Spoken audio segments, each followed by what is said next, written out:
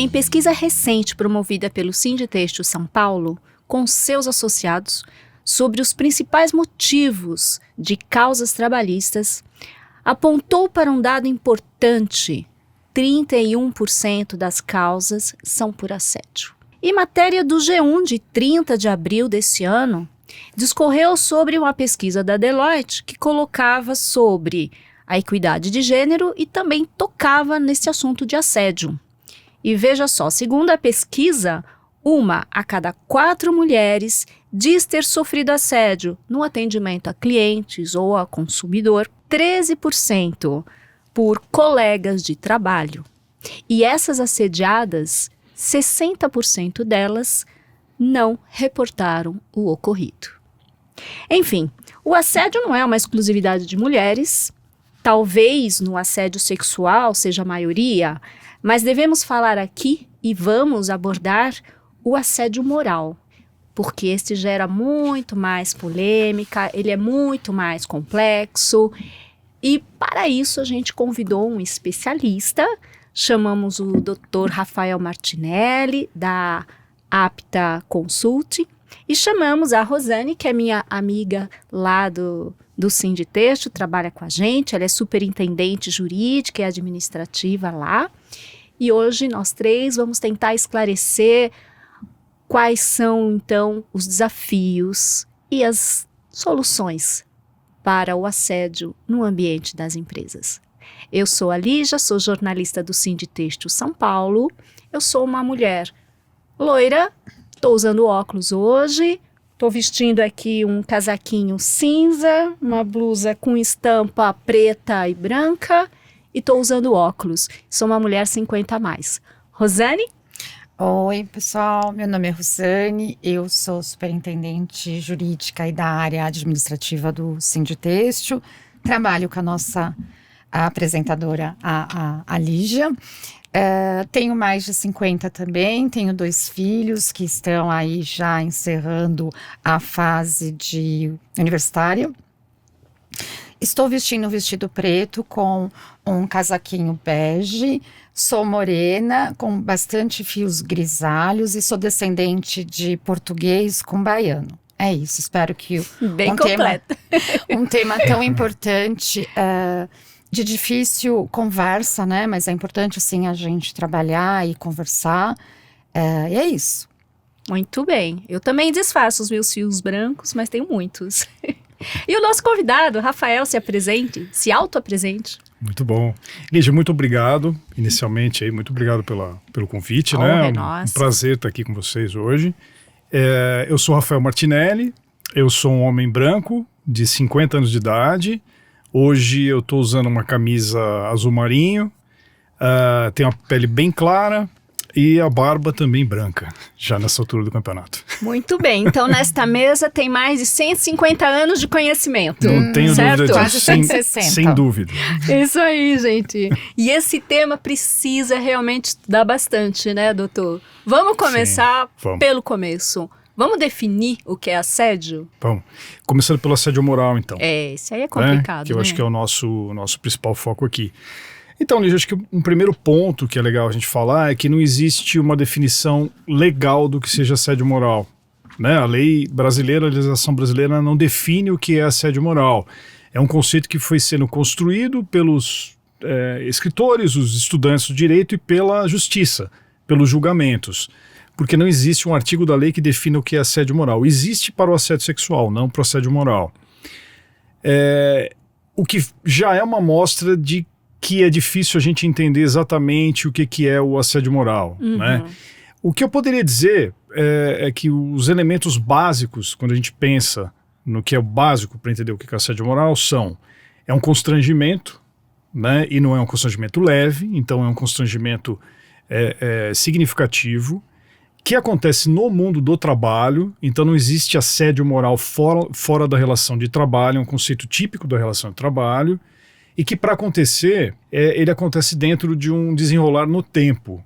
Então não é uma situação... forma repetida. Não é uma questão pontual, Não né? é uma questão pontual. Né? Então a gente pode ter situações pontuais gravíssimas de constrangimento, mas se elas acontecem em uma situação, a a gente não pode chamar de assédio moral porque essa foi a construção teórica que foi sendo feita ao longo do tempo. Certo. Né? Então, mesmo que alguém, seja chefe ou seja um colega, fale uma coisa comigo de uma forma muito grosseira, me senti até ofendida, e mesmo que ele não peça desculpa, mas foi só essa vez, Sim. não é assédio. Assédio moral, não.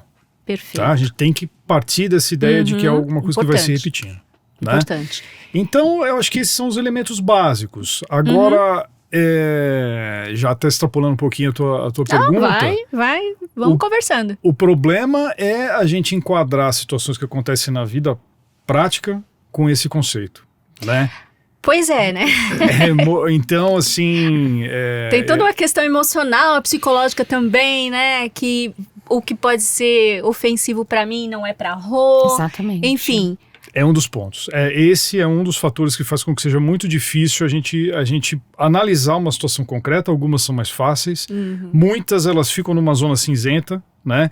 E você analisa e fala, pô, será que isso aqui caracteriza assédio moral ou não caracteriza assédio moral? E aí a gente pode ter pessoas que vão interpretar que sim, pessoas que vão interpretar que não. Então, é um tema complexo e subjetivo. Entendi. Não é tão de fácil. difícil prova. Muito bem colocado, Rosane. De difícil prova também. Então, tem uma primeira etapa que é ou não assédio moral essa situação? Né? E aí tem uma segunda etapa. Se você considera assédio moral, tem prova do assédio moral?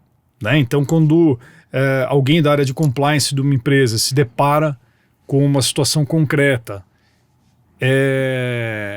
tem algum elemento mais convincente do que simplesmente a versão da potencial vítima? É muito complicado, tem muita coisa pra gente debater. Imagino. E hoje em dia você pode encontrar vários tipos de assédio, né? Eles podem ocorrer de forma horizontal, forma vertical. Legal. Conta pra gente um pouquinho. Legal, Zane, é verdade. Um dos mitos, eu acho que tem muito mito sobre o assédio moral, né? Um dos mitos que eu acho que é pela falta de, claro, de conhecimento daquele que não é estudioso do assunto, né? É a ideia de que o assédio moral acontece sempre na relação chefe-subordinado, né? Que é só essa hipótese de ocorrência do assédio moral, que é o que a gente chama de assédio moral vertical descendente, né? Mas pode acontecer o inverso, inclusive, que é o assédio moral do subordinado para o superior hierárquico, né? Então, o subordinado pode assediar o seu chefe, você pode ter um colega que assedia o seu colega, que é o chamado horizontal, né? Então, existem várias possibilidades de você classificar quem é a figura do assediador. Não é só o chefe. E nesse caso aqui que eu li da pesquisa Deloitte sobre a reclamação de, por exemplo, eu trabalho numa loja de roupas. Nós temos vários associados que trabalham aí, além de produzir o fio, produzir o tecido, às vezes eles também produzem as roupas e às vezes tem até a loja. E aí a pessoa trabalha nessa loja e atende clientes e atende, né, os consumidores, e esses consumidores estão assediando a vendedora. Isso é considerado também um assédio dentro do ambiente empresarial? Pode recair alguma coisa sobre a empresa? Nesse caso já... Porque é muito... Quem que controla um cliente, né? Do assédio moral eu já acho pouco provável que a gente consiga entender que existe uma responsabilidade da empresa nisso, né? A ideia é muito mais focada na relação dos profissionais da organização. Dentro da corporação. Que o dever de fiscalizar é o empregador que cabe, verdade? Exatamente, né? Porque a gente parte do pressuposto que a empresa ela tem o dever legal de fiscalizar as condições do ambiente de trabalho, seja em relação a questões de saúde ocupacional, por exemplo, né? Então a empresa ela tem que fiscalizar se o empregado está usando um equipamento de proteção individual. Pelo mesmo raciocínio, ela tem que investigar e ela tem que fiscalizar para evitar com que aconteçam situações de assédio moral, mas o conceito é muito mais focado para os colaboradores que façam parte da organização. Entendi. Né? Fornecedores também não. Eu acho que aí, quando a gente começa a extrapolar um pouco o conceito, depende muito de qual é a norma interna da empresa. Né? Porque, até pelo fato de não ter uma definição legal, o que acontece é que o código de conduta e ética de cada organização, que acaba sendo a lei interna de cada empresa, pode sim definir o que é, no entendimento daquela organização, o assédio moral. E pode definir quais são as figuras que podem ser assediadores e assediados naquela... Sim, porque acaba que a empresa tem um ecossistema, né? Ela pode definir um conceito mais amplo do que esse conceito que eu estou passando aqui. Ela pode gerir como ela quer que as relações dentro da empresa ocorram, ou quais são os direitos e obrigações dos seus colaboradores. Exatamente. Né? E esse código, até pensando no que você está falando, e tendo em vista a pesquisa, né, que a Lígia trouxe para a gente, tendo em vista que o número tem aumentado, e eu acho até por conta do assunto estar sendo mais amplamente divulgado, conversado, a gente tem isso em leis, né, tratando do tema, mas também, Rafael, eu acho que a importância das empresas terem um código, criarem as suas políticas, boas práticas, para fazer a governança. Sem dúvida. Né? E eu acho que isso é importante até para você caracterizar isso que você está falando. Quais são os tipos de comportamento ou condutas que são ou não aceitáveis, né? Eu acho que nesse exemplo que você trouxe, Lígia, é mais uma questão mesmo de a empresa, ela está ali vendo que o funcionário dela está tentando servir um cliente, esse cliente vem e xinga, ofende. É mais uma relação civil no sentido de, sei lá, maus tratos ou até indo para o lado criminal, uma questão de uma lesão corporal leve, dependendo se empurra, machuca. Será que telemarketing, será que eles entram com esse tipo de ação trabalhista? Porque é difícil ser telemarketing, né? E eu já ouvi que eles sofrem muito. Eu tento respeitar, mas às vezes eles são bem inconvenientes, né? Mas assim, agora eu já nem atendo, olha assim, já não atendo mais. Mas eles podem, olha, eu fiquei emocionalmente abalado, estressado de tanto ouvir xingamento. Isso poderia. Mas então... Mas não é assédio. Não seria assédio moral. Aí partiria já para... uma doença profissional. Exatamente. Desde que, após amplamente investigado, né, e periciado aí por médicos especialistas, né, se ficar comprovado aí a doença profissional ou, por exemplo, um transtorno psicológico, uma ansiedade ou uma depressão que tenha origem nesse desenrolar todo da atividade de trabalho dele, aí tem que ver o nexo causal entre o ambiente de trabalho e realmente. Tem que pensar é um pouco mais profundo. A gente tá indo Quando aí que por começou? Por onde que começou o assédio a ser tão falado nas empresas? Tem quanto tempo isso? Olha, Lígia, a minha consultoria tem atuado bastante, né, dando treinamentos e até atuando na revisão de códigos de ética e conduta e fazendo processos de sensibilização. Eu poderia dizer que dos últimos 5 anos, de 5 anos para cá, teve um marco muito importante nisso, que eu acho que acelerou muito esse processo, que foi uma lei de 2022 que trouxe a obrigação das empresas fazerem trabalhos de sensibilização, de divulgação de campanhas de prevenção ao assédio. Então, a partir da edição dessa lei, até março de 2023, todas as empresas já deveriam ter feito trabalhos de sensibilização e treinamento com todos os seus níveis hierárquicos para a prevenção não só de assédio moral, mas para situações de violência no ambiente do trabalho, então assédio sexual e outros tipos de violência. Então, como a gente tem vários outros casos... Mas você falou que o moral veio depois, o sexual já tinha, não foi isso que você falou no comecinho? Sexual, a gente já tinha Não, uma definição na lei do que é assédio sexual, a gente já tem desde 2001 no Código Penal. 2001, tá. No assédio moral, até hoje a gente não tem uma definição legal, claro, um artigo de lei que diga o que é, né?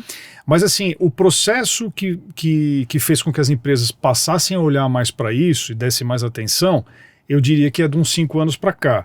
Sendo que 2022 foi um ano muito importante, porque com essa lei, já no comecinho de 2023, março de 2023, as empresas teoricamente deveriam já ter feito esse trabalho de sensibilização de todos os seus níveis hierárquicos para situações de prevenção de, não só de assédio moral, mas assédio moral, sexual e outras formas de violência no trabalho. E coincidentemente, então, desde esse período vem aumentando Porque provavelmente as pessoas estão tendo mais contato, estão tendo essa informação. Exatamente, porque aí o que aconteceu, né? Aconteceu que com essa divulgação o assunto ele começa a ficar muito visado até... Para o bem e para o mal, você né? citou algumas fontes de pesquisa informação, aqui, de pesquisa da Deloitte, e tudo mais. e tudo mais. Tem inúmeras, né? Porque o assunto ele começa a ficar muito debatido a partir do momento que você tem uma obrigação legal, como acontece com várias outras coisas que a gente observa na história do Brasil. Se a gente for pegar, por exemplo, a questão das pessoas com deficiência, então a partir do momento que teve a lei, isso gera um debate, e aí a partir do debate isso gera mais fiscalização do Ministério Público do Trabalho, do Ministério do Trabalho. Então quando você tem um marco legal, aquele marco legal ele dispara uma série de divulgações, né, na sociedade, debates e tal. Então aí eu acho que o tema foi mais para mídia, a partir de 2022, né? Mas olha que engraçado isso que você está falando, né? Aí, pela área trabalhista, concordo plenamente. Acho que a mídia se aproveitou da legislação, né?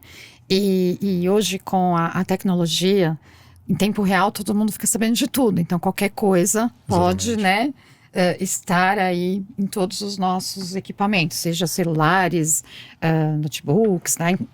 É público. Tudo que a gente faz hoje em dia é público. Mas eu lembro também, Rafael, que, vou falar aqui pensando como sinditexto, né? A governança do sinditexto.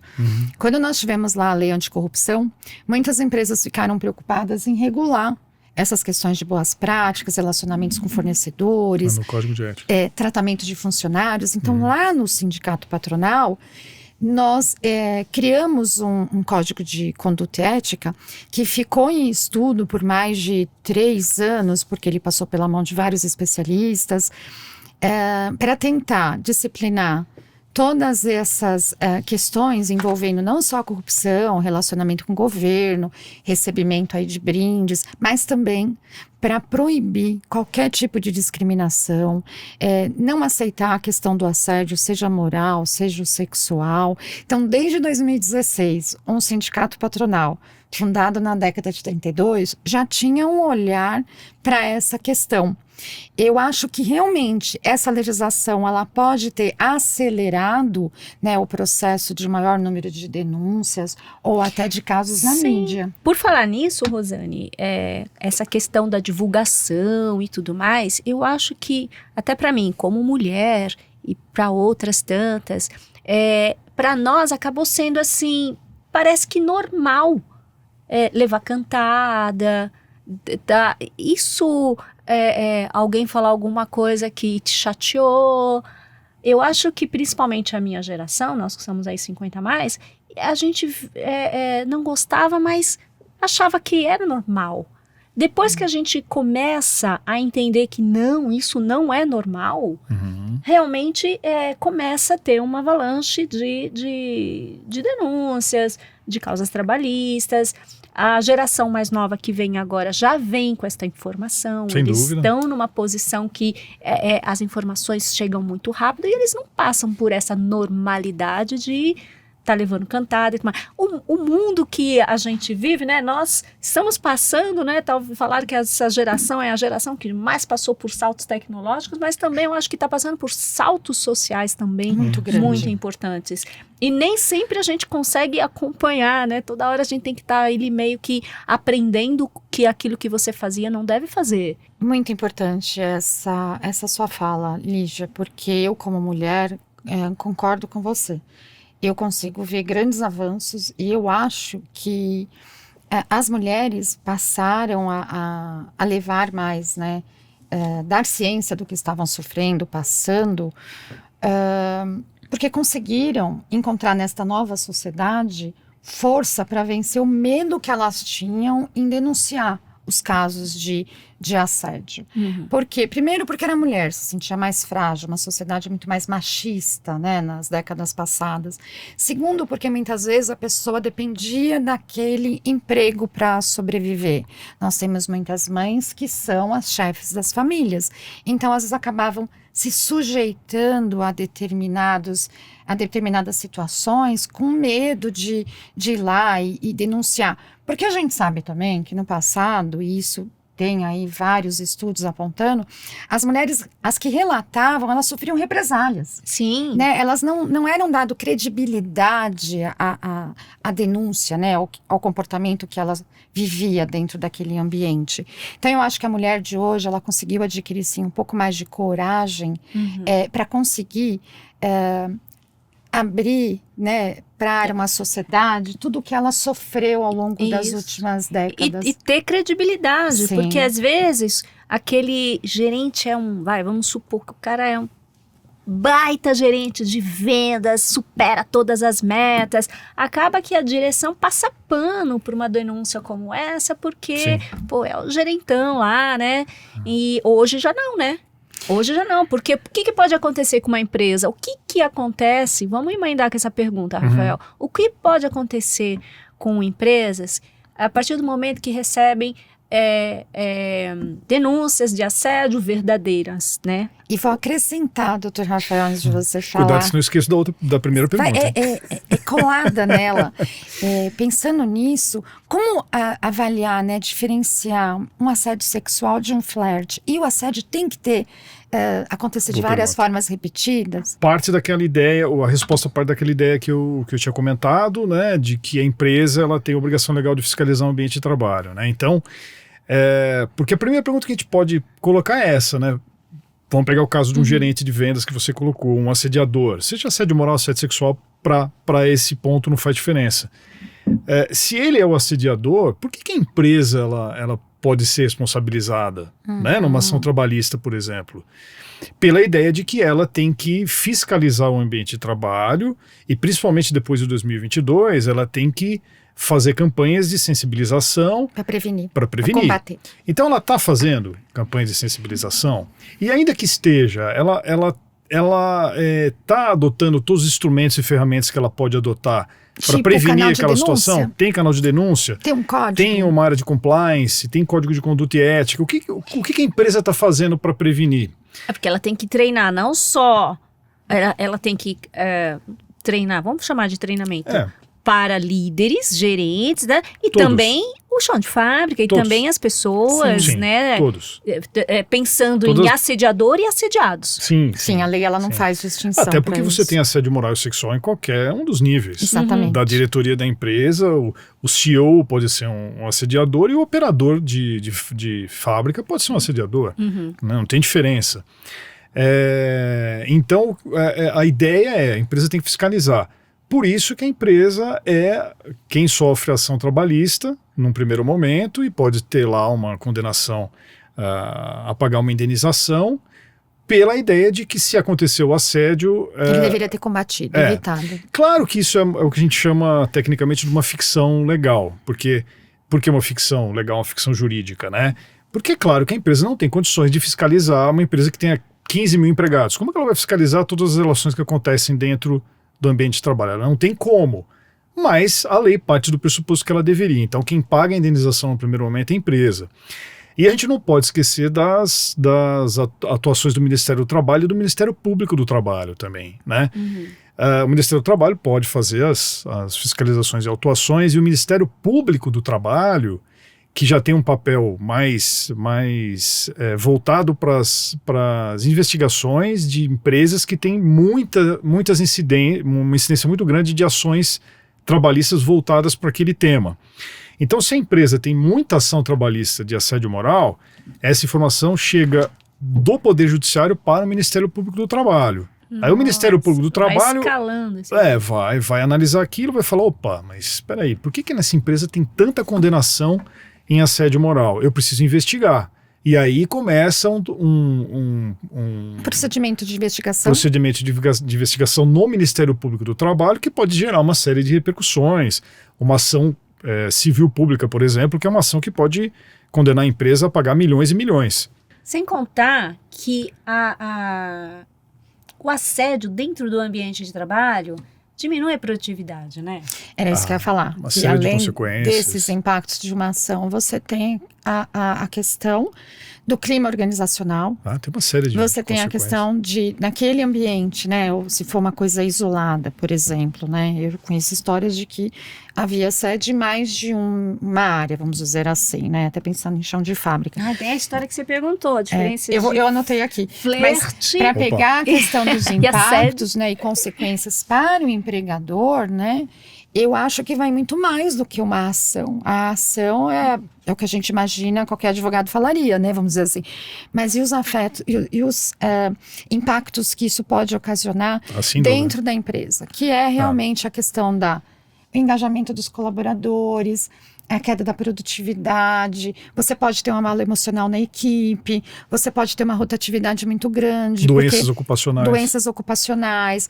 O maior número de absenteísmo, que era o próximo que eu ia falar. Também. Isso você pode desenvolver um efeito em cadeia. Então, hoje eu peço demissão, amanhã o outro pede.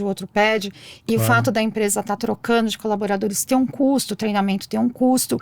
E se você não combate o problema, né? Então, pensando aí nos impactos, a empresa tem que agir de forma coletiva. Porque se ela já tem um código de conduta, se ela já tem um canal de denúncia, e ela está verificando, né, uma incidência maior, pensando até na pesquisa da Deloitte, ela tem que pensar de forma coletiva como combater isso, né, Rafael? Sem dúvida. E aí a gente estava falando da questão de o que considerar como assédio sexual, porque para nós mulheres, né, como ela disse, né, de uma outra época, eu acho que a gente presenciou e vivenciou algumas situações que hoje não seriam adequadas. São inadmissíveis. Né? Numa outra sociedade que tinha um outro pensamento, que também não deveria ter acontecido.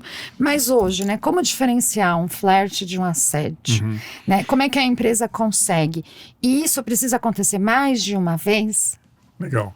Então, primeiro acho que a gente pode traçar um paralelo entre o assédio moral e o assédio sexual, né? Porque são conceitos diferentes. Então, no assédio sexual, não vale aquela ideia de que você tem que ter uma repetição ao longo do tempo. Né? O entendimento da justiça já é mais restritivo até. Às vezes, uma situação já pode caracterizar o assédio sexual. No moral, a gente precisa daquele tempo, né, de repetição.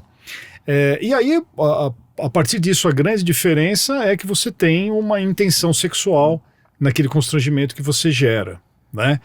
Mas a gente também tem que fugir da ideia, que é muito superficial, de que é só o convite para sair, só a cantada. Muitas outras situações podem gerar assédio sexual. Sim. Né? Por exemplo, comentar sobre a vida privada, sobre a vida sexual da pessoa. Né? A gente tem que expandir um pouquinho o conceito para entender que o assédio sexual é um constrangimento que pode ser causado pela forma mais clássica e tradicional, que é o convite para sair, a cantada, mas você pode constranger a pessoa com um tema ligado à sexualidade que não tenha nada a ver com um convite para sair ou com uma cantada, como, por exemplo, falar sobre a vida sexual dela. Então, mas isso eu imagino que para você falar da vida sexual de alguém, você deve conhecer, né? Então eu fico pensando Nem sempre, né? Sei lá, mas eu fico pensando assim, casos de pessoas que se conhecem e começam a namorar dentro do ambiente de trabalho. Sim. Aí depois não deu certo. Se continuar, às vezes tem namorado que é insistente, e embora seja uma coisa pessoal, né, ali do casal, está no ambiente de trabalho. Então, e voltando para a pergunta da Rosane, né, então, e falando um pouquinho da questão do ambiente de trabalho e de casais que se conhecem no ambiente de trabalho e tudo mais, o flerte, né, se não gerar um constrangimento, não tem assédio sexual. Então, quando a gente fala de assédio moral sexual, tem um constrangimento, tem algo que você sinalizou que não gostaria que acontecesse e a pessoa está insistindo naquilo. Então, ela está te constrangendo. É importante a pessoa falar. De alguma maneira, ela tem que demonstrar. Porque a gente, às vezes, ficava tão constrangido que a gente não falava nada, né? Eu conheço relatos de um caso que virou uma ação, que estava uma grande equipe de vendas em uma reunião. E no meio da reunião, o chefe vira para uma profissional que ele já havia, não flertando, mas assediando de forma reiterada. Entendi. E no meio da reunião, ele vira e fala, mas a senhora está muito linda hoje com esse vestido. E ela entendeu que aquilo era um constrangimento, porque não tinha nada a ver com o contexto da reunião. A reunião era por conta um assunto comercial. E ele acabou constrangendo ela na presença de outras pessoas, e as outras pessoas foram testemunhas, foram convocadas para falar o que aconteceu. E olha que interessante, né? Puxando um pouquinho com o que vocês comentaram antes. Eu estava pensando, com o que você estava falando agora, né, Rosane? Será que essa situação dos anos 90 seria considerada algo grave? Né? E o que está por trás, na verdade, de tudo que a gente está discutindo aqui é a mudança social, é a mudança dos paradigmas, das visões, dos conceitos, né? A dignidade humana, né? A forma de você tratar o próximo. Então, exatamente. Né? A sociedade está muito menos tolerante. Porque vem muito né? nessa esteira de equidade de gênero dentro das empresas. Então, aquilo que aparentemente não tem nada a ver, é específico de falar que eu tô bonita no meio de uma reunião que não tem nada a ver, leva para este lado também, e eu começo a ver que não, isso aí para mim foi assédio, você não, né? Tem mulheres que não vão considerar, tem mulheres que vão. Claro, lógico, exatamente, mas tem lá um constrangimento. Outra coisa que eu estava pensando enquanto vocês estavam falando também, né, assim, quando a gente pensa nessa mudança social que está acontecendo, e no fato de que as pessoas estão muito mais conscientes, então você falou, por exemplo, das denúncias, né? Outro dia eu vi um dado, só entre janeiro e julho de 2023, o Ministério Público do Trabalho, ele recebeu 8.500 denúncias, num período de um semestre aí, né? Sobre assédio moral e assédio sexual. Caraca! Né? Então, as pessoas, elas... tem consciência do que é o assédio moral, do que é o assédio sexual, e tem muita informação de quais são os canais de denúncia que elas têm. Dentro da empresa, fora da empresa também, né? Mas nem todas, provavelmente, vingaram. Então, aí tem a ver com outro comentário que eu ia fazer. Que é bastante complexo. Ao mesmo tempo que as pessoas estão muito conscientes, isso gera um exagero também. Então tem muita denúncia de assédio moral, de assédio sexual, que não é nem uma coisa nem outra. Existe uma hipersensibilidade também, né? Então, eu acho que a gente está passando por um momento de transformação em que as coisas vão ficar mais equilibradas daqui a um tempo. Mas como o assunto está muito em voga, quantos treinamentos eu já dei, e no final a pessoa chegou e falou, olha, tem um caso aqui. Às vezes você percebe que a pessoa está falando dela própria, né? Não sei se não pode ser assédio moral. Eu falo... Aonde que isso é assédio moral? Às vezes é uma discussão que a pessoa teve, às vezes o chefe, ele tá cobrando meta, mas tá cobrando de uma forma profissional, educada, mas só que tá cobrando. Opa, tô sendo assediado porque tô sendo cobrado por meta.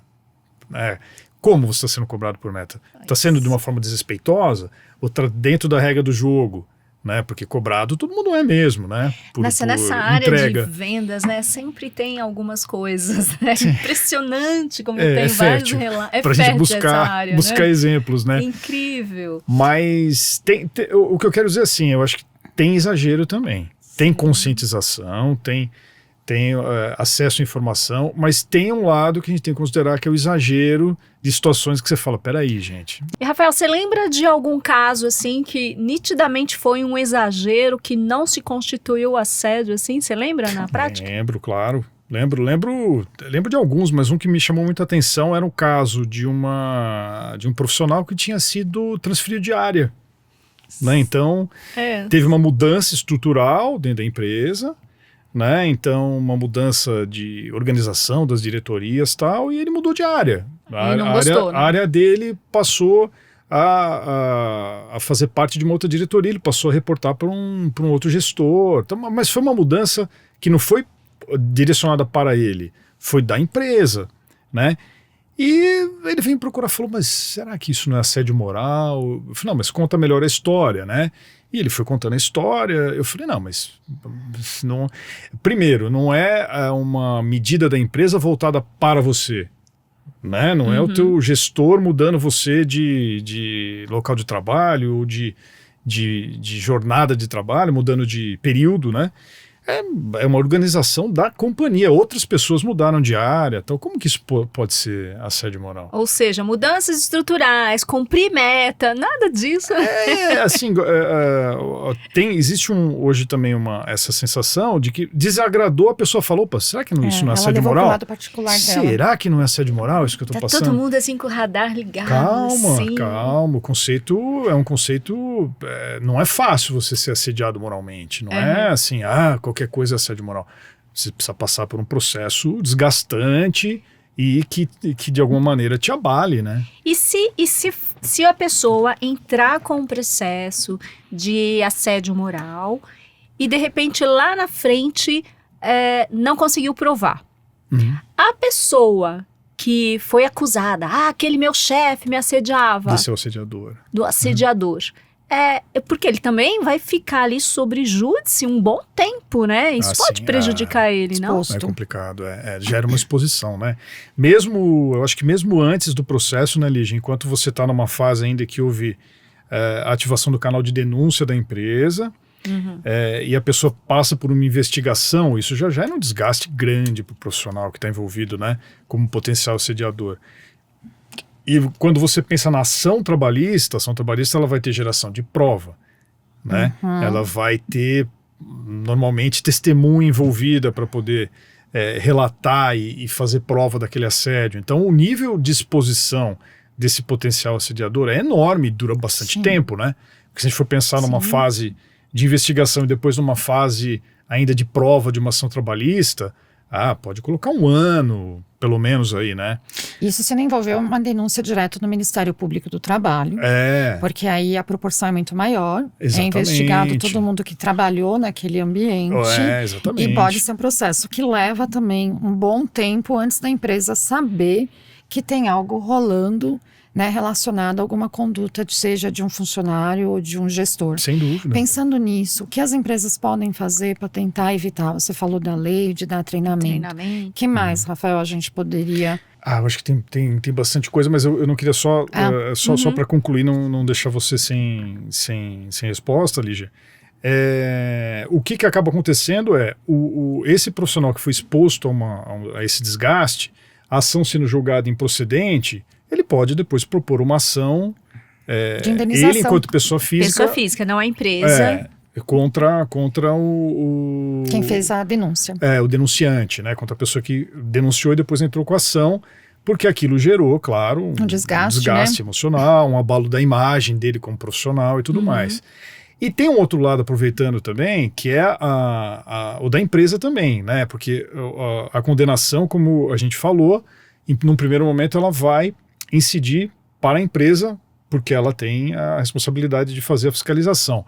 Mas a empresa pode também, de alguma maneira, tentar provar que ela fez tudo o que era possível fazer, cumpriu todas as diretrizes legais, e a gente já vai falar disso, né?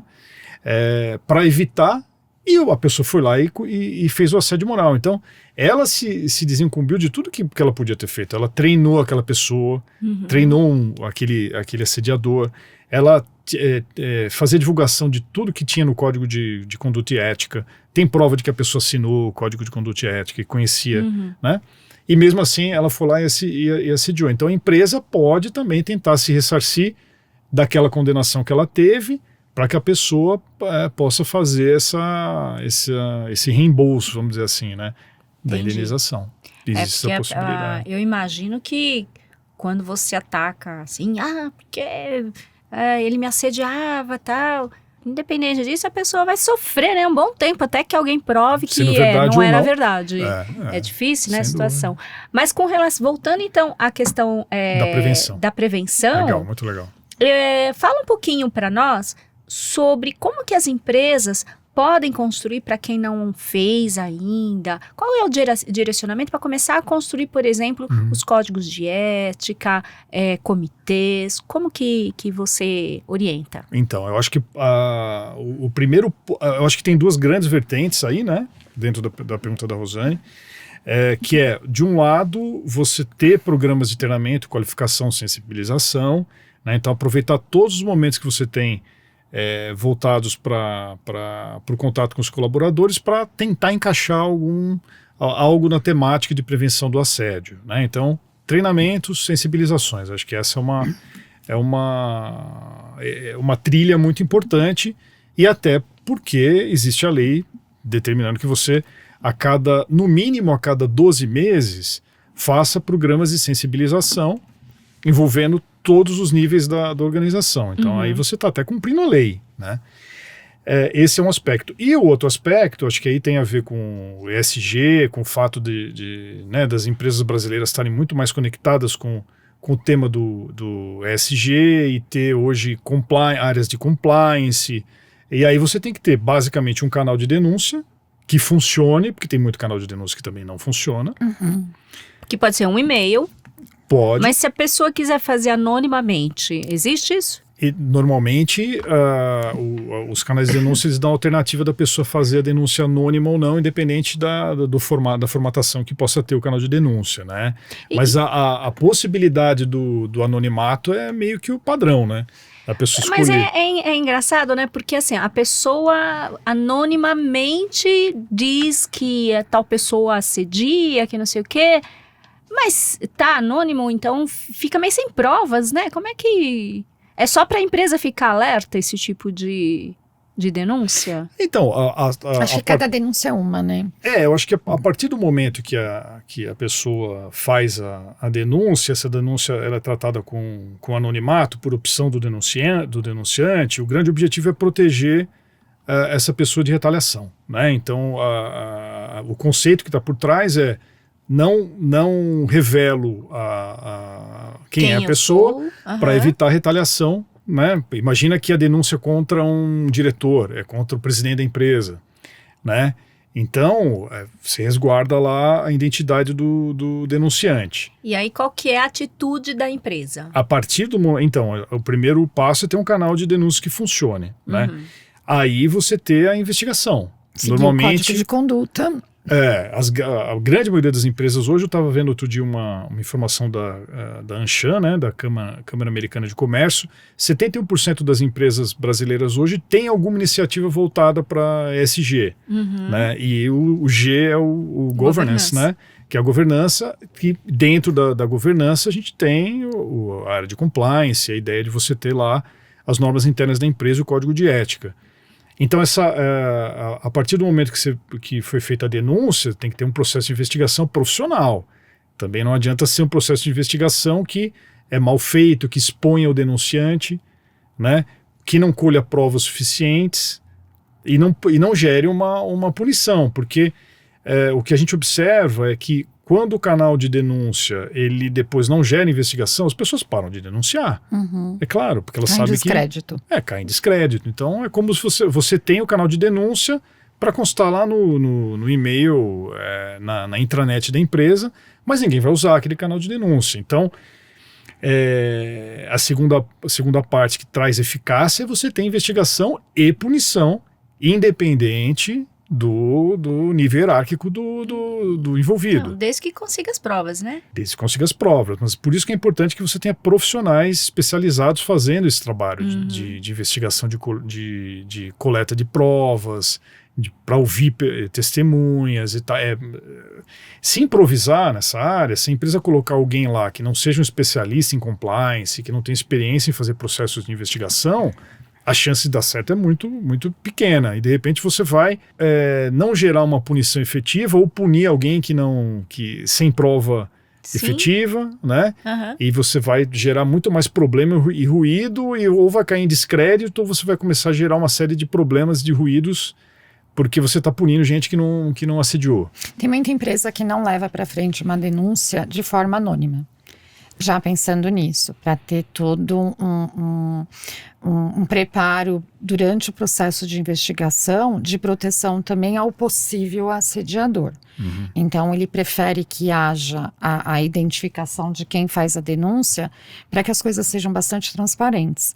E pensando nisso, Rafael, no que você falou, eu tenho lido bastante a respeito do tema, no sentido de que as provas apresentadas hoje em dia, elas aumentaram, né, assim, como conseguir provar Nós estamos aqui conversando, então eu posso colocar Gravação. o meu celular para gravar Gravando, e ninguém está percebendo. Sim. Então, hoje em dia, né, com a evolução que a gente tem aí das nossas ferramentas, fica muito mais fácil. Inclusive, colocar o próprio computador ou o seu notebook, dependendo da ferramenta que você tem lá no ambiente de trabalho. Tem muitas empresas que não permitem o colaborador levar o celular para Reuniões. a área da produção, Para a produção. né, chão de pensando, fábrica, Sim, porque sim. não existe pode. até um risco De acidente. pensando em acidente de trabalho, ele vai se distrair. Perfeito. Caso haja, né, vamos pensar hipoteticamente, caso haja a denúncia de um possível assédio e o colaborador utilizou, né, de um celular que ele não poderia, você acha que essa prova pode ser desqualificada? Sim. Né? Aí eu acho que precisa ver como que a empresa, porque eu acho que tem o peso da prova. Estabeleceu a regra. Exatamente, tem o peso da prova dentro do processo judicial e o peso da prova dentro da investigação interna da empresa. É um pouco diferente, né? Então, a prova produzida dentro do processo interno de investigação da empresa, eventualmente ela pode até levar em consideração. E aí ela vai ter que ver se na produção da prova não foi descumprida uma norma tão ou mais importante do que a proteção ao assédio. Por exemplo, poxa, mas para produzir essa prova, poderia ter causado um acidente do trabalho, alguém poderia ter morrido. Então, acho Se que... colocou em risco, né? A produção da prova, ela talvez tenha gerado uma falta mais grave do que o próprio assédio que eu tô investigando. Mas a análise da prova judicial já é diferente, porque você tem que ver a autorização da gravação, tem outros pontos que tem que ser observados, né? Porque ninguém pode ser gravado sem a própria Fazer autorização. prova contra Então, si mesmo. e gravou sem pedir autorização para quem está sendo gravado, essa prova vai poder ser usada em juízo, e já tem outras questões até de direito constitucional que são O avaliadas. advogado vai ter que ver se serve ou não a prova. Talvez o juiz fale, tudo bem, essa prova eu vou desconsiderar essa prova porque você gravou sem autorização do Das partes potencial, envolvidas. do potencial assediador aqui, né? Então tem pesos diferentes e regras diferentes que você vai observar na instância judicial e dentro do ambiente interno da empresa para ver se aquela prova pode ser usada ou não, né? Pois é, eu queria mudar um pouco agora o rumo da conversa e entrar num terreno mais pantanoso ainda. Uau! Mas... Mais pantanoso. Eu li que nós, Brasil, estamos aí, acho que top 3 entre os países que mais detêm as maiores taxas de doença mental. Seja por ansiedade, burnout, e aí vai. Depressão e tudo mais. O país é o segundo em ansiedade. Achei isso incrível, né? Com 8 mil quilômetros de costa, um monte de praia, o pessoal é muito ansioso, enfim. E aí, entramos nessa questão. Por quê? A gente, quando contrata alguém, a gente não sabe qual é a bagagem que aquela pessoa está trazendo. A gente não sabe se aquela pessoa já sofre de depressão. A gente não sabe se aquela pessoa já toma quepiatina, já toma esses remédios aí de pânico e essas coisas todas, de controle de humor.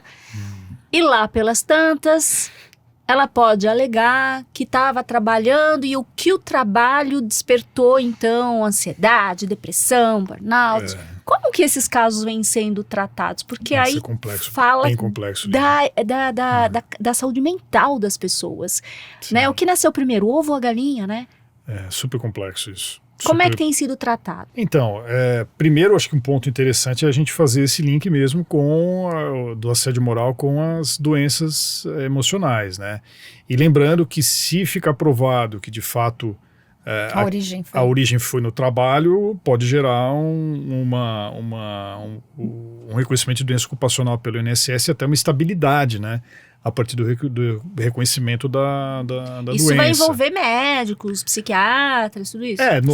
Na fase do INSS da análise previdenciária vai envolver o perito médico do INSS que vai lá fazer um laudo. A empresa tem como se manifestar, tem como impugnar, tem um processo administrativo, né?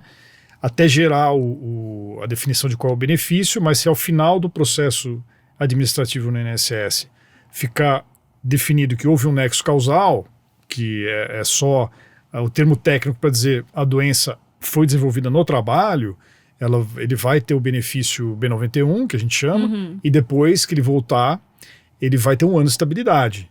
Se é que a norma coletiva, de repente, não garante alguma estabilidade em período até posterior, superior. Mas, então esse é o primeiro reflexo, né? Como que o perito vai conseguir saber se ele já tinha essa doença? Então, eu acho que esse é um dos temas mais complexos mesmo. Principalmente se já é complexo para doenças físicas, porque muitas vezes a doença, ela se desenvolveu fora do trabalho, por alguma ocupação que a pessoa tem fora do trabalho, um esporte, né? Por exemplo, eu já vi isso acontecer, às vezes a pessoa tem praticante de arte marcial, né? E é operador de produção. Né? E aí, você sabe... Se ela passou por um luto, se ela passou por uma separação, então, tem precedentes, quando né? você puxa isso para a questão psicológica, fica muito mais subjetivo ainda, né? Porque quando é físico, a gente entra naquele terreno das doenças, não é isso? Que já é complicado, porque às vezes a pessoa a doença foi, na verdade, se desenvolveu num empregador anterior, ou a doença se desenvolveu fora do ambiente de trabalho, como eu te falei, né, por uma prática esportiva, por exemplo. E quando a doença é psicológica? Por isso tem importância, né, na hora da contratação, você fazer um bom processo de admissão, né, um bom recrutamento e seleção. Claro. Então, você pode contar... Não é o tipo de pergunta que a gente pode fazer. Não, mas você pode contar com a ajuda, pensando na parte física, você submete, está até na legislação, ao trabalhador a um exame de admissão. Ali não vai ficar evidenciado nenhum problema psicológico e emocional. Mas várias empresas, aliás, um grande número de empresas utilizam de testes psicológicos. Claro. Então, você avalia o perfil daquele candidato, você submete aquela equipe, né, que você está recrutando, a dinâmicas, a testes para você avaliar o comportamento dele. Nem tudo dá para pegar, mas você consegue fazer, às vezes investir mais num bom processo de admissão pode ajudar você a evitar prejuízos no futuro. Por exemplo, na parte física, com certeza. A parte emocional e psicológica é um pouco mais complicada. Eu já vi casos de candidato serem muito bom tecnicamente e na hora da escolha, uma avaliação na rede social dele fez com que ele não se tornasse o melhor candidato para aquela vaga. Então, as empresas hoje já contam com vários recursos para poder escolher o candidato, né? Mas é super complexo o tema, né? Porque dependendo até a gente vai fugir um pouquinho do assunto, mas depois a gente volta. Não, vou... Dependendo do que acontecer, de como você faz esse processo admissional, você pode estar discriminando também, Sim, né? por isso a importância de adotar no coletivo todo, né? Então, de fato, é pantanoso mesmo, o tema que você escolheu bem o adjetivo aí, Lígia, porque a gente pode defender o seguinte, pensando como advogado aqui, né? Então, estou num processo seletivo, fiz uma série de exames. Não, mas eu estou fazendo aqui uma seleção prévia para não colocar a pessoa em risco, para não colocar a pessoa para desenvolver uma atividade que vai agravar um problema de saúde que ela já tem, ou uma tendência a ter um problema de saúde, um problema físico, por exemplo. Mas você concorda que você está muito perto da discriminação? Ele fala, poxa, mas aí você escolheu por mim que eu não vou trabalhar para não desenvolver um problema. Se a questão é psicológica, emocional, essa discussão ela fica muito mais polêmica. Ele falou, poxa, mas na verdade você me discriminou. Né? Mas é que para aquela função específica fazia sentido eu fazer essa análise psicológica. A gente vai entrar num debate que não tem fim. É que alguns testes, é muito importante isso que você falou, a importância de você saber qual produto contratar, né? Porque tem testes que vão te demonstrar, por exemplo, a Rosane, candidata, tem habilidades mais desenvolvidas para a área de raciocínio lógico. Sim. E aí ele consegue avaliar outras questões que você considerou como requisito necessário para abrir aquela vaga. Então, a importância é você não deixar uma coisa voltada só para o psicológico, muito bem pontuado, até para a gente alertar as empresas. Claro. E já aconteceu o contrário comigo, Rô, de eu fazer a entrevista com uma candidata e eu achar aquela candidata com muito potencial. Aí mandei pro psicológico lá, como é que a gente fala? Pro teste psicológico. Teste, E o teste reprovou a menina. Aí eu falei assim, mas não é possível. a candidata é tão boa, tem um potencial, fiquei aqui 1h30 conversando com ela. Isso aconteceu lá no Sinditexto, o Sinditexto mandou para um outro escritório. Para fazer uma nova Para avaliação. fazer uma coisa mais profunda. Porque é complexo. E aí aprovaram a menina. E ela ficou comigo complexo, 10 anos. E foi um avião. Foi um avião. E foi uma das melhores contratações. Mas tem isso também, né? Então você vê que não é num teste, às vezes, rápido que você consegue detectar para o bem e para o mal, né? Exatamente. Hoje em dia falam até que você, quando você vai fazer a análise, né, o recrutamento, competência, você consegue melhorar. Né? Então, dependendo da parte técnica, você consegue investir, desenvolver, até que aquele candidato ou funcionário chegue no nível que você precisa. Mas comportamento e outras questões você não vê, né? Aquilo que a gente fala que está submerso, isso você não vê. Só com a convivência. Então, como você disse, é muito complexo. Eu estudo psicanálise, o que tem de recalques, coisas que você não consegue trazer para fora, assim. E às vezes te acompanha a vida inteira, né? Claro. E acho que esse fator, Lígia, na verdade, é um dos fatores que faz com que, às vezes, uma situação tem um peso psicológico para uma pessoa e para outra não. Exatamente. Então, às vezes, a pessoa pode ter um gestor e a equipe tem 5 pessoas. Para uma pessoa, o estilo de gestão dele é assédio moral. Nossa, eu estou me sentindo assediado. E para outra, fala, não, mas tranquilo, ele pega pesado, mas é o estilo dele e tal, não se sente vítima de assédio moral. Sim, eu fui num... como a gente vai para um hotel fazenda, a gente vai fazer planejamento, eu tinha ido por uma empresa e nesta empresa a gente tinha que fazer várias brincadeiras. E tinha uma brincadeira lá que você tinha que andar em cima, como se fosse uma corda, como se fosse um arvorismo, um negócio assim. Você tinha que andar. E a equipe ficava lá, porque você foi designado para fazer o arvorismo. Só que você morre de medo de altura. E eu me lembro que a pessoa não conseguiu, não foi, e o grupo ficou assim, hostilizando de brincadeira durante esse encontro, né?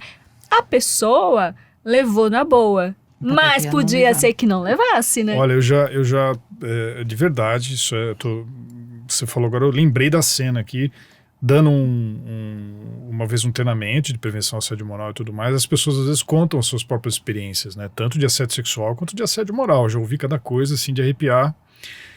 E teve um rapaz que começou a contar a experiência dele, ele começou a chorar, não parava de chorar. Nossa, ainda deu um gatilho mal lá ainda. E a gente parou um pouquinho para ele tomar uma água, tomar um café, né? Porque para ele a experiência de convivência com aquele gestor, ele falou, eu fiz terapia, tive que fazer anos de terapia. E aí você fica pensando, certamente o ser humano é muito individual. Certamente a repercussão que teve para ele não seria igual para todos. Poderia ser pior para alguns, leve para outros e zero para outros. Depende da resiliência, da personalidade, do histórico de vida de cada um, né? E para ele foi uma coisa... Olha, dava dó de ver, assim, traumática demais a experiência, né? Pegando carona nisso que você está falando, pensando na questão de seja assédio moral ou sexual, quais os efeitos que isso pode vir a desencadear aí no funcionário? Olha, eu acho que, em primeiro lugar, a questão, o impacto até extrapolando um pouquinho a tua pergunta, mas o clima organizacional, né? Porque quando a gente vê empresas que têm uma situação meio assim, endêmica de assédio moral, tem muito assédio moral porque é da cultura, às vezes a empresa ela incentiva muito competição e pressão e meta e tudo mais, o clima organizacional é tenso, né? E aí algumas pessoas acostumam com aquilo e vivem bem naquela cultura, outras vão embora, empresas que têm muita rotatividade. Eu acho que pro profissional, além das doenças emocionais, né, que gera gravíssimas, eu conheço casos e casos, tem um impacto na carreira, na evolução de carreira da pessoa, né? Que é uma coisa que às vezes a gente não fala tanto, a gente sempre pensa no processo trabalhista, na punição que a empresa vai dar pela área de compliance, a gente pensa na consequência emocional, né, que pode acontecer, mas pode ter eu acho que uma trava grande para a evolução de carreira daquela pessoa, né? Porque imagina, você tá trabalhando e tem que fazer entregas, sendo vítima de um assédio moral, vamos pensar no assédio moral mesmo, né? Como aquilo vai dificultar o aprendizado, a entrega, a evolução profissional daquela pessoa, né? Então acho que o impacto na evolução da carreira também acontece, né? E às vezes a pessoa, porque às vezes pede demissão, sai fora, né? Mas não é tão fácil para algumas pessoas, porque Poxa, às vezes claro que depende daquele emprego, né? Lógico. Tem toda uma situação que não é simplesmente Não. como eu ouvi assim, tá jogando seu talento para quem não merece, sai de lá. Mas não é É simples. tão simples Não, assim, né? Às vezes a pessoa tem anos e anos de empresa, se identifica com aquela empresa, aí o problema vem do relacionamento com o gestor a pessoa pode ter 20 anos de empresa e tá tendo aquele problema de assédio moral para um gestor novo que tá lá há um ano. Pô, você vai pedir demissão?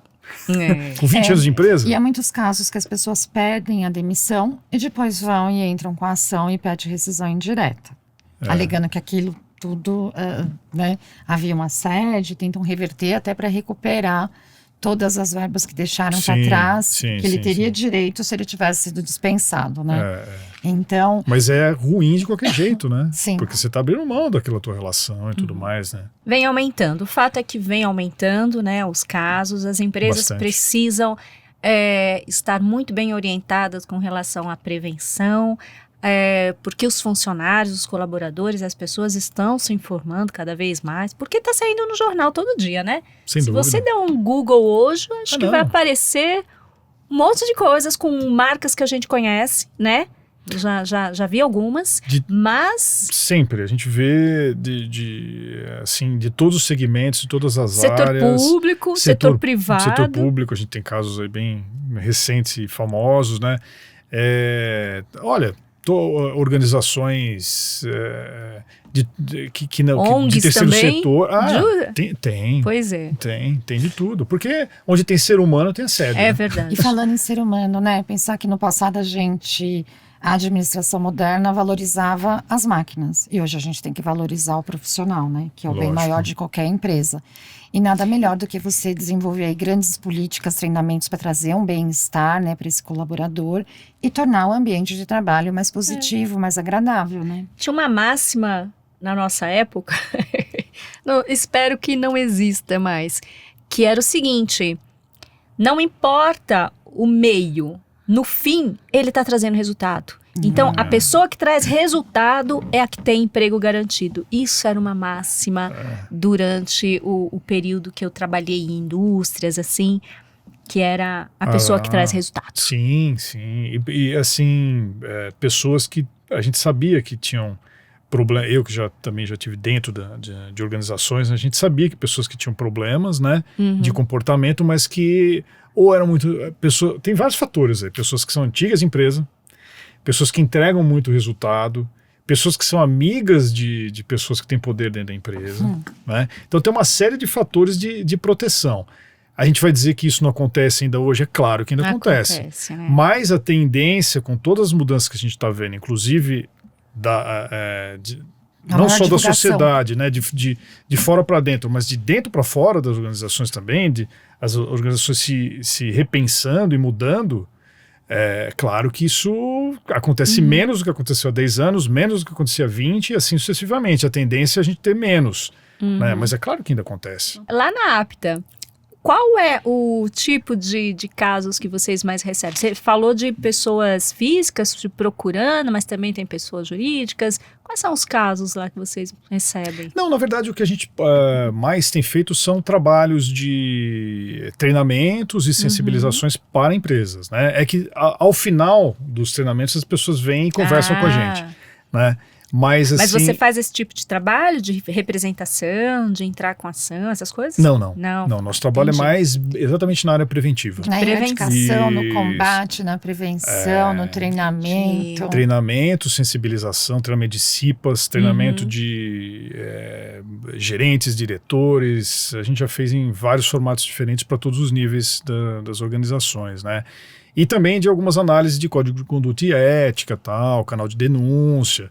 Mas é mais focado na sensibilização, no trabalho mesmo de levar informação para conscientizar as pessoas. É por isso que você conhece muito o caso, né? Você vai nessas empresas e as pessoas que contam, né? Como você falou. Contam. Já aconteceu, por exemplo, um rapaz levantou, a gente estava falando sobre assédio sexual, ele falou, eu já fui assediado. Olha né? só. Porque já aconteceu. Não é só mulher, né? Exatamente. Por isso que eu lembro, por isso que esse marcou, né? Aconteceu já também de uma moça contar da história dela e chorar copiosamente, assim. Acontece, essas coisas acontecem. E era chefe dele? Ou era Não, mesmo nível? eu tô falando de casos diferentes. Casos diferentes, tá. Os dois que me marcaram foi de uma moça que contou que o gestor dela chamava ela na sala e assediava, falava absurdos para ela. E uma coisa assim que... Não sei como ela teve coragem de contar aquilo, mas ela contou, devia ter umas 50, 60 pessoas no treinamento. E aí teve de um rapaz que falou, eu já fui assediado pela minha gestora, e eu era noivo, criou um problema danado na minha vida, então a gente vai, com o tempo de estrada, coletando histórias pra gente ver que não estamos falando de uma teoria, as pessoas vivem isso mesmo. Tem um filme clássico da Demi Moore, que ela era a chefe assediadora. Vocês lembram desse filme? Sim. Não lembro o nome. Sim. Eu também não, lembrei Mas eu lembro agora. do filme. Que ela era Sim. terrível. Acho que era um escritório. E eu não me lembro quem que era o assediado. Não lembro. E pensando em assediado e assediador e nessas histórias, terceiros podem fazer relatos de que estão presenciando assédio? Ou se sentir mal. Ou somente a pessoa assediada pode entrar no canal de denúncia e relatar a ocorrência? Então, aí eu acho que depende muito da norma interna da empresa, né? Do que a norma interna da empresa prevê como situações que para ela são importantes e que, portanto, vão merecer uma investigação e eventualmente até uma punição. Mas eu já vi casos em que sim, né? Em que a empresa ela admitia sim um terceiro trazendo informação para que ela pudesse fazer uma apuração interna de uma conduta de um colaborador, né? Então, por exemplo, no caso era a denúncia, se eu não me engano, tenho quase certeza, era de um fornecedor que fez uma denúncia falando, olha, era uma mulher, estou sendo assediada por um colaborador de vocês, né? E aí, até pela norma interna da empresa, o Código de Conduta e Ética e tal, foi feita a investigação. Né? Então, eu acho que depende do código, da norma interna da empresa. Né? Então, a importância de ter um código, né? Porque isso pode até diminuir uma possível indenização e eventual ação, né? Eu acho que a primeira importância do código é você ter um regulamento, uma norma interna clara. Né? A empresa dizendo, olha, dentro aqui da nossa organização, para mim, isso é assédio. O que pode, o que não pode, né? Deixar a regra clara do que a empresa admite. Né? Por exemplo, a gente estava falando de relacionamentos que começam na empresa. Como que funciona? Pode ou não pode? Normalmente o que as empresas fazem se for entre profissionais sem subordinação, relação de subordinação, pode. Né? O chefe com o funcionário. E normalmente as empresas vedam. Né? Que tem mesmo que não tenha assédio, que você tenha um relacionamento em que existe uma subordinação hierárquica. Não tendo subordinação hierárquica, desde que não tenha assédio, normalmente tudo bem. Claro que você pode ter um namorado, ter um casamento, aliás, é comum acontecer. Né?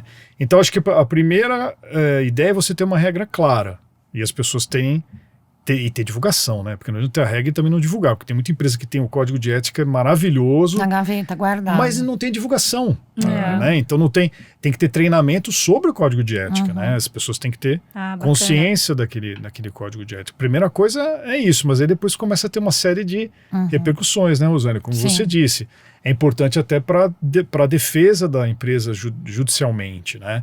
Então se ela tem um código de ética, tem canal de denúncia e treinou todo mundo, ela tem muito mais argumento de falar como que eu posso ser condenada, o que mais eu poderia ter feito além disso. Eu já não permiti essa conduta dentro da empresa. Agora, como que eu vou ter uma pessoa fiscalizando a vida de cada um dentro da empresa? É impossível. Né? Agora, se imagina se tem uma ação trabalhista que foi provado assédio, a empresa não tem canal de denúncia, não tem código de ética, não treinou ninguém. O que ela vai falar? Verdade. Fica muito mais difícil ela ter uma defesa, né? Uma outra repercussão de ter ou não um bom código de ética, né? Nossa, esse papo é para mais de hora, né? A gente Verdade. toda hora pensa em alguma coisa, a gente lembra de algum caso. E são novos tempos. Sem dúvida. E todos nós estamos aprendendo. E as empresas também devem aprender. Nós estamos aí chegando ao final desse papo, desse fio de prosa que nós tivemos aqui. E a gente queria deixar para vocês que estão acompanhando essa conversa o nosso e-mail para você criticar, mandar suas sugestões. As nossas redes sociais também estão aí à disposição e a gente deixa tudo isso no descritivo aqui, seja no Spotify ou seja no YouTube, que a gente passa essa live nos 2 lugares. Eu queria agradecer muito ao Rafael, a Rosane, e pedir para vocês palavras finais aí para a gente encerrar. Você Rosane. Eleita. Não, vou falar que é um tema de difícil conversa, mas a importância das empresas internalizarem e adotarem aí políticas para que isso não ocorra. Com certeza elas vão tornar o ambiente de trabalho melhor, que vai gerar aí maior engajamento e também melhorar a produtividade da empresa. É isso. Legal. Bom, primeiro agradecer de novo, Lígia, muito obrigado. Espero ser convidado de novo para falar sobre outro assunto. Escolhe o tema. Já vamos colocar na sobre lista. Outro assunto, me coloca aí na sua lista aí. Gostei muito de participar, de verdade, muito, muito prazeroso, muito legal. Nós curtimos também. A nossa troca aqui, né? Eu acho que, assim, o grande recado é realmente... eu acho que as empresas valorizarem esse tema, né? E não tratarem esse tema como se fosse frescura agora. Ou então assim, não, olha, puxa, vamos ter, um código de ética bem feito porque precisa. Vamos ter uma área de compliance porque todas as empresas têm, né? Vamos fazer porque precisa. Vamos fazer porque todo mundo está fazendo, né? Eu acho que o importante é as empresas terem consciência de que a gente está vivendo de um momento de transformação social profunda, de transformação das relações de trabalho grande, e que as empresas que não olharem para isso com carinho e comprarem realmente a ideia de falar a gente precisa fazer isso bem feito e de verdade, vão sofrer as consequências com toda certeza, seja no seu clima interno, seja no seu passivo trabalhista, né? Então, olhar esse carinho, abraçar o tema de verdade, não fazer nada proforme. Eu acho que esse que é o meu recado. E a gente podia, não existe o greenwash, a gente podia incentivar a não fazer o emotional washing, né? Exatamente. Muito bem, gente. É isso, eu queria agradecer demais a participação de vocês. Pessoal. E por hoje a gente termina. Um abraço aí para todo mundo que acompanhou e até a próxima. Até, pessoal.